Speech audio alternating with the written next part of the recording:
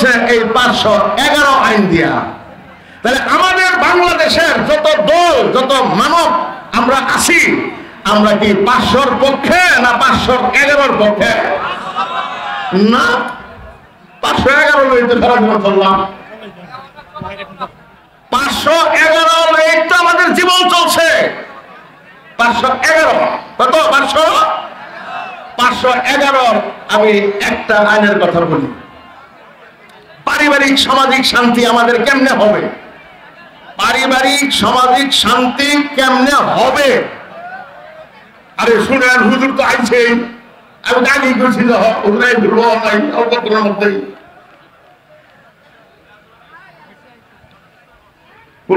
আমি কই আসসালামু বসেন, আমি শেষ করি। হুজুর কিছু রাগ পানি দূরে থেকেছি। আচ্ছা জি, শুনেন, উনি হইল খতিব বাঙ্গাল, আলহামদুলিল্লাহ।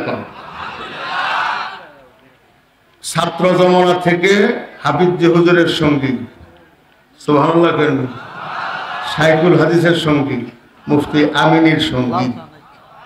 কথা বুঝাইল কিনা? হ্যাঁ আমার ভাইরা, তাহলে খ্রিস্টানরা, আমি একটা পয়েন্ট শুধু আপনাকে শোনাই, এই অল্প কয়েক মিনিট। মনে করবেন আপনাদের এই মুক্তাগাছার মধ্যে আমার বিশাল প্রভাব, আমি মুক্তাগাছা দখল করছি। দখল কইরা সকল প্রকার চান্দা, আপনাদের যত প্রকার ফসল, এই ফসলের অর্ধেক, এরকম আরো যাহা কিছু আছে সব কিছু জুলুম অত্যাচার কইরা আমি আপনাদের কাছ থেকে গ্রহণ করি। দীর্ঘদিন এই জুলুম অত্যাচার চালাই না।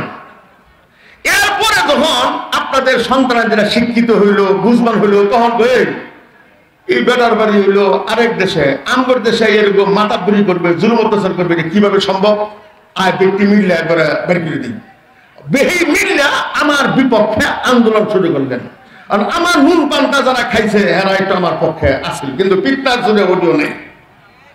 আমি আপনাদের মুক্তাগাছা ছাড়তে বাধ্য হইলাম, কিন্তু মুক্তাগাছা ছাড়ার আগে দিয়া আপনাদের কয়ে গেলাম যে শোনো, আমরা তো দৌড়াই দিলা,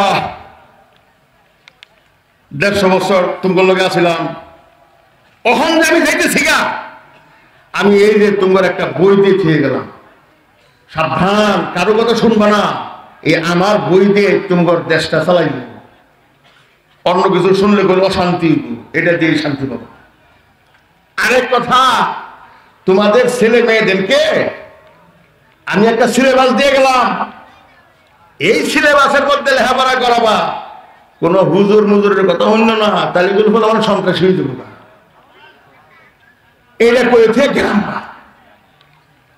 আপনারা বছরের পর বছর, শত বছর ওই যে আমি দিয়ে গেছিলাম যে আইন, এইটা দিয়ে আপনার দেশ চলে, আপনার সিলেবাস চলে, তাহলে আমি কি বাইরে গেছি গা না আসি?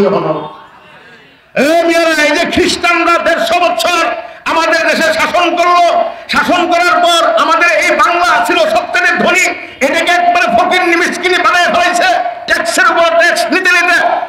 এই ভারত যখন ছাইরা যায় তখন ওরা বইলে গেছে তুমগর দেশ চালানোর জন্য এই যে 511টা আইন দিয়ে থেকে গেলাম, সাবধান, কোনো মৌলবি টলবির কথা শুনিস না। আর তখন স্কুল কলেজের জন্য যে সিলেবাস দিয়ে গেলাম, সাবধান, এর অন্য কিছু ঢুকাইও না। আল্লাহর কি কৃষ্মা ওইটার মধ্যেই আছে। এই 511 আইনই এখন আছে আমাদের, মানে খ্রিস্টানরা যে আইন দিয়ে থেকে গেছে ওইটাই আছে। আমি একটা আইনের কথা কই, মানে 511 আইন, 511 কোরআনে কারিমের 500-র বিপক্ষে। আমার কাছে বই আছে, এটা আমি মোতালা করি।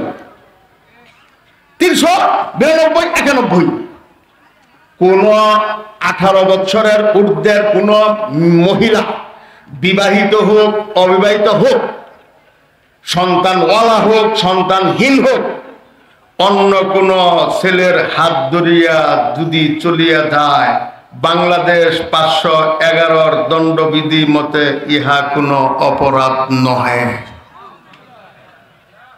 এই যে এই আইনের লেগে আমরা আওয়ামী লীগ, এই আইনের লেগে বিএনপি, এই আইনের লেগে জাতীয়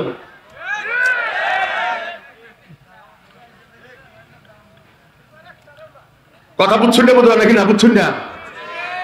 এখন আসেন, আপনার পুত্রবধূ 2টা সন্তান রেখা আরেক ছাড়া লয়ে গেছে, তাহলে এই পরিবারের অবস্থাটা কি, এই বাচ্চাদের অবস্থা কি?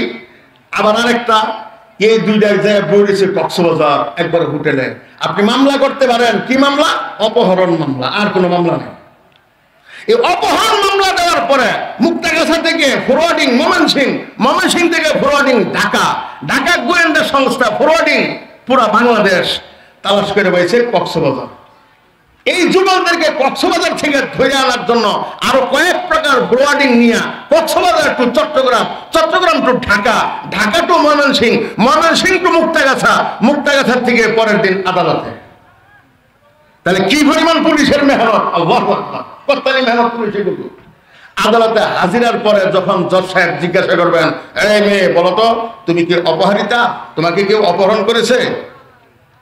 এই মহিলা যদি বইলে ফেলায়, আমাকে কেউ অপহরণ করে নাই, আমি স্ব ইচ্ছায় স্বজ্ঞানে এই ছেলের হাত ধরিয়া চলিয়া গিয়াছি। বাংলাদেশের ম্যাজিস্ট্রেট কোর্ট, জজ কোর্ট, হাইকোর্ট, সুপ্রিম কোর্ট, এই 511 আইনের বাইরে না কোনো আইন নাই এই বেডিরে কিছু করবে, আইন নেই। আর ইসলামী আইনে ফাঁসি। কথা বুঝছেন না? চোরের হাত কাটা, ডাকাতের হাত পাও কাটা। আর আমগর দেশের নেতারা কেন ইসলাম চায় না? যারা এই পরিমাণ চাঁদাবাজি করে দেশে, যেই পরিমাণ চাঁদা উঠাইলে বাংলাদেশ গরিব হইয়া যাওয়ার সম্ভাবনা, এই পরিমাণ চাঁদা উঠাইলে তাহলে বাংলাদেশ দণ্ডবিধির আইনে কোনো অপরাধ নহে। কেন অপরাধ নহে? এই জন্য ওই টাকা গেছে সুইস ব্যাংকে টাকা গেলে এইটা অপরাধের বাইরে চলে যায়। কথা বুঝছো? আর বাংলাদেশ যদি ইসলামী আইন থাকতো, তাহলে যারা হাজার কোটি টাকা যারা এইভাবে জনগণের আত্মসাৎ করেছে, কোনো আইন নাই এদেরকে বাঁচানোর, ফাঁসি ছাড়া।